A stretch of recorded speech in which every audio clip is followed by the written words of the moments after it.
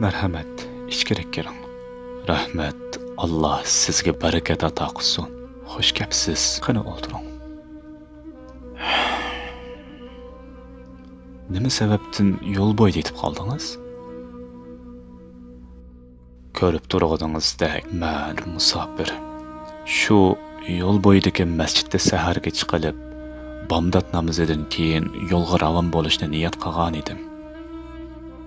Ammo masjid qorovuli buningga ruxsat qilmadi.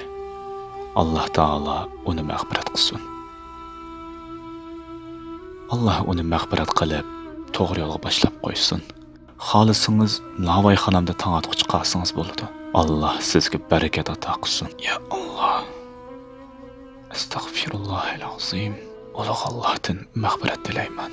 Subhanalloh valhamdulillah va la ilaha illalloh vallohu akbar va la havla va la quwwata illa billahil aliyyil azim.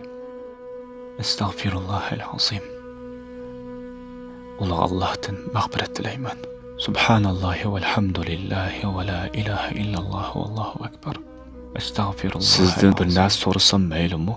Qani so'ravering. Ushbu istig'for tasbihlarning foydasini xili ko'rdingiz-ku deyman. Alhamdulillah. Ha, nihoyat ko'p qitim shohid bo'lganman. Alloh taolodan nima so'ragan bo'lsam, u zot hammasini berdi. Biroq birla duoyimning ijobatini intizorlik bilan kutyapman. Ajaba ijobat bo'lmagan duoyingiz nima ekan? Bekla qiziqtirib qo'ydingiz. İmam İbn Hanbalni ko'rish.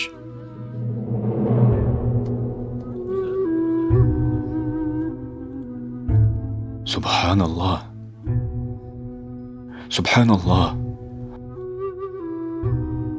Alloh qasamki, demak shu sababdan masjiddan chiqarilib qarshingizga elib kelingan ekanman. Ko'nglingiz taskin topqay birodar. Hamda ijobat bo'lmagan duolaringiz qolmadi. Qandaqsiga?